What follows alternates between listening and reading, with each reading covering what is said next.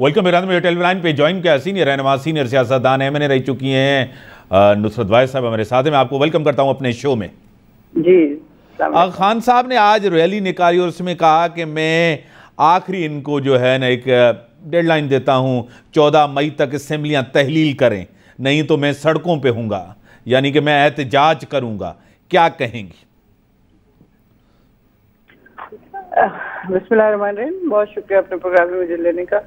دیکھیں جو امپورٹنٹ چیز ہے وہ یہ ہے کہ بہت تحمل سے ابھی تک خان صاحب نے کام لیا ہے.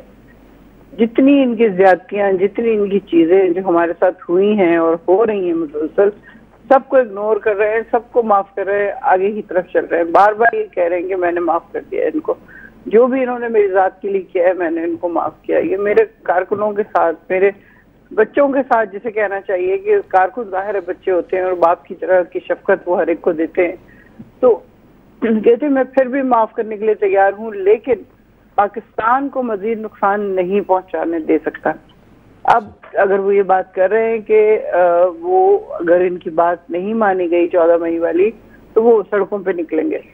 سڑکوں پہ ہم نکلیں, ہر وقت نکلیں, اس سے پہلے بھی بہت دفعہ نکل چکے ہیں. ہمارا جو سب سے بڑا مقصد ہے وہ پرامن طریقے سے ہم چاہتے ہیں کہ پاکستانی عوام کو ان کے حقوق مل جائے, لیکن یہ بالکل پرامن نہیں ہے اور یہ کسی نہ کسی صورت میں تخریب کاری کرتے رہتے ہیں. آپ نے دیکھا ہے ابھی پچھلے ہفتے کی بات ہے کہ جب ایکس چیف منسٹر کے گھر پہ کس طرح کا حملہ ہوا, بلڈوزر سے ان کی دروازہ توڑا گیا اور کس طرح پولیس اندر گئی ہے. رات کے 4 بجے یہ سارا عمل ہو رہا ہے, خواتین سو رہی ہوں گی اپنے اپنے کمروں میں, اور کس طرح ایک خاتون لے کے یہ پولیس والی ان کے گھروں میں کونا 4 دفعہ انہوں نے تلاش لیے. مجھے بتائیں یہ کون سے ملک کا سویلائزڈ علاقے میں یہ اس طرح کی چیزیں ہوتی ہیں؟ آپ لوگوں کو کوئی حیا نہیں ہے اس حکومت کو کہ آپ کبھی ایکس پرائم منسٹر کے گھر میں گھس جا رہے ہیں اس کی ایبسنس میں کہ وہ عدالت کے کہنے کے اوپر وہاں گیا ہے, آپ کا حکم مان رہا ہے کہ وہ عدالت کے نے بلایا اور وہ اپنی زخمی ٹانگ کے ساتھ وہ وہاں پہ جا رہے ہیں, اور پیچھے آپ اتنے گٹس والے ہیں کہ آپ نے پیچھے ان کے گھر پہ حملہ کر دیا. یہ آپ کے گٹس ہیں, یہ آپ کی کوالیفیکیشن ہے. آپ لوگوں کو شرم نہیں آتی؟ اس حکومت کو تو چلو بہت پانی میں ڈوب کے مر جانا چاہیے. یہ کس طرح کے لوگ ہیں؟ ان کو احساس ہوتا ہے کہ یہ کر کیا رہے ہیں؟ کسی ملک کی ہسٹری میں اس طرح نہیں ہوتا. وہ شخص جتنا پرامن رہنے کی کوشش کر رہے ہیں یہ اتنا سر پہ چڑھتے جا رہے ہیں. اب جب ہم سڑکوں پہ نکلیں گے تو انشاءاللہ آپ دیکھیے گا ان کا ستیہ ناش کر دیں گے. ایک دفعہ ہم نے اپنی دکھا دی نا ان کو پاور, تو ان کو پتہ چلے گا کہ ہم کرنے والے کیا ہیں. ابھی تک ہم بہت شرافت سے ان کی باتیں سن رہے ہوتے ہیں اور کر رہے ہوتے ہیں, تو یہ سمجھتے ہیں کہ یہ ویکنس ہے ہماری ویکنس نہیں ہے. ہمارے بچے جان بھی لینے کے لیے تیار ہیں. آپ نے دیکھا ہے کس طرح لوگوں کو زخمی کیا ہے انہوں نے, کس طرح مارا ہے ان کو, کہ وہ بیچارے بچے ابھی بھی کسی کی ٹانگ ٹوٹی ہوئی ہے, کسی کی کمر پہ چوٹ لگی ہوئی ہے, وہ چلنے کے قابل نہیں ہے, کسی کے گھٹنوں میں کچھ ہوا ہے. یہ کیا دشمنوں کے ساتھ لڑ رہے ہیں؟ ہندوؤں کے ساتھ لڑ رہے ہیں وہاں کے انڈیا کے؟ کیا کر رہے ہیں یہ مجھے بتائیے. یہ پاکستانی بچے ہیں, پڑھے لکھے بچے ہیں, انہوں نے اس حال میں پہنچا دیا کراچی جیسے شہر کو کہ وہ سارے پڑھے لکھے بچے جو ہیں وہ اس وقت کسی کا بٹوا چھین رہے ہیں, کسی کا بیگ چھین, کسی کا کچھ چھین رہے ہیں, اور ان کو مار دیا جاتا ہے. وہ سارے جوان پڑھے لکھے بچے ہیں جن کے پاس نوکریاں نہیں ہیں, وہ فاقوں سے ہیں, اس لیے وہ ڈاکے ڈال رہے ہیں. وہ ڈاکو نہیں ہیں. یہ ہمیں ان کو سمجھانا پڑے گا اور سمجھنا پڑے گا کہ تم لوگ تو ڈاکو ہو, تم تو پاکستان لوٹ کے کھا گئے ہو, لیکن وہ بچے جو پڑھے لکھے تھے, جنہوں نے کوئی مقام بنایا اپنی زندگی میں کہ ہم پڑھ کے یہ ڈگری لیں گے تو ہمیں جاب مل جائے گی, وہ سارے سڑکوں پہ ہیں. وہ کیا کریں؟ وہ جب ان کے گھر میں کھانے کو نہیں ہوگا, ان کی ماں بہن یا بچے چھوٹے چھوٹے بھوک سے بلک رہے ہوں گے, تو وہ یہی کریں گے نا, کسی کا موبائل چھین لیں گے, کسی کی بائک چھین لیں گے.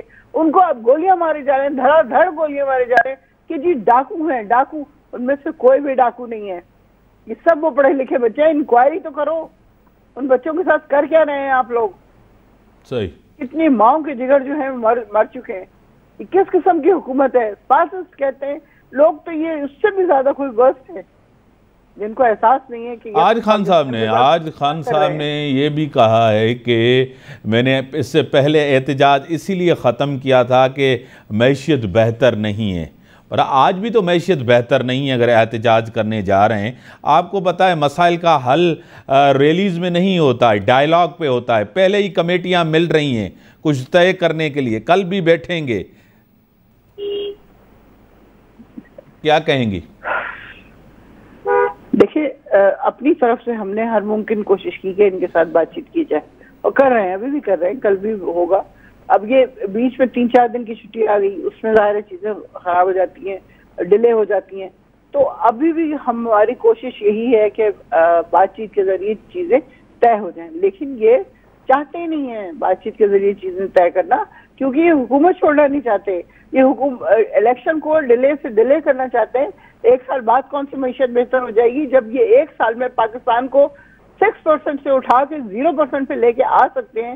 تو مجھے بتائیے اگلے 1 سال میں تو -14 اور -15 پہ لے جائیں گے, جس طرح کرونا ڈیز میں امریکہ کے ساتھ ہو گیا تھا یا انڈیا کے ساتھ ہوا تھا, تو اسی طرح یہ ہمارے ساتھ کر رہے ہیں. ہم کرونا ڈیز میں ملک کی اکانومی کو اتنی اوپر لے کے گئے, ہماری انڈسٹریز 100% پہ کام کر رہی تھی, ہماری ایکسپورٹ بڑھ گئی تھی, ایون انڈیا اور بنگلہ دیش سے زیادہ ہماری ایکسپورٹ ہو رہی تھی, ہماری ساری ٹیکسٹائل ملیں کام کر رہی تھی. اب آج دیکھیں ایک ایک چیز کا کارخانہ اٹھ کے جا رہا ہے.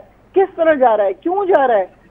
آپ کی موٹر سائیکل ختم ہو گئی, آپ کی ٹویوٹا کرولا ختم ہو گئی, ہر چیز ختم ہو گئی, سب اپنے اپنے گھروں کو واپس جا رہے ہیں. پاکستان جو ہے یہاں پہ کوئی انویسٹ کرنے کے لیے تیار نہیں ہے. اکانومی کو ان لوگوں نے اس جگہ پہ پہنچا دیا جس کا کوئی کبھی تصور نہیں کر سکتا تھا. بس صرف اللہ بچانے والا ہے. اللہ کرے کہ کوئی ایسا میریکل ہو کہ خان صاحب دوبارہ سے آ جائیں اور شوکت ترین اور باقی جتنے لوگ تھے ان کے ساتھ مل کے کچھ کر سکیں پاکستان کے لیے, اور پاکستان بہترین جگہ پہ چل پڑے, ایک ایسے رستے پہ چل پڑے جہاں پہ ترقی ہو, کامیابی ہو, کامرانی ہو, ہمارے بچے, ہمارے جوان, ہمارے گھر والے جو ہیں وہ سکھ کی زندگی گزار رہے ہوں. عام آدمی, عام پاکستانی, آپ کا دور تھا بھی مشکل میں ہے, آج بھی وہ مشکل میں ہے. اس کے لیے تو کوئی ریلیف نہ آپ کے دور میں تھا نہ آج کے دور میں. دیکھیں ہمارے لیے ریلیف, ہم نے اپنی عوام کو بہت زیادہ ریلیف دیا تھا. سب سے پہلے آپ 10 لاکھ کا دیکھ لیں ہیلتھ کارڈ, لوگ روتے ہیں اب اس چیز کو یاد کر کے. پھر اس کے بعد آپ دیکھیں جو شیلٹر ہوم سے جو احساس پروگرام تھا, اس وقت اتنی باتیں کی جاتی تھی احساس پروگرام کے خلاف, لیکن کس طرح کرونا ڈیز میں ہماری حکومت نے غریبوں کے پاس جا کے, ڈسپائٹ کے وہ کسی بھی پارٹی سے ہے ان کا تعلق, کچھ بھی وہ ہے, ان کو ہر ایک کو 12-12 ہزار روپے دیے. میں نے لٹرلی اپنی آنکھوں سے ان عورتوں کو روتے ہوئے دیکھا ہے جنہوں نے اپنی زندگی میں کبھی بھی 12,000 روپے ہاتھ میں نہیں پکڑے تھے. یہ لوگ کیا کر رہے ہیں؟ یہ اکانومی کو ورس سے ورس لے کے چل. ہم یہ نہیں کہہ رہے کہ ہم نے دودھ اور شہر کی نہریں بہا دی تھی, لیکن ہم صرف پہلی دفعہ حکومت میں آئے تھے, 3.5 سال کی حکومت کی ہم نے. اس میں جس طرح پاکستان کو لے کے اوپر چل رہے تھے, غریبوں کا خیال رکھ رہے تھے, وہ کوئی بھی اور نہیں کر سکتا, نہ کبھی کرے گا, کیونکہ ان کا کوئی مشن ہی نہیں ہے کہ پاکستان کو یہ بہتر کرے کہ پاکستان کے عوام کے لیے کچھ کرے. ان کا صرف مشن یہ ہے کہ یہ پاکستان کو لوٹیں.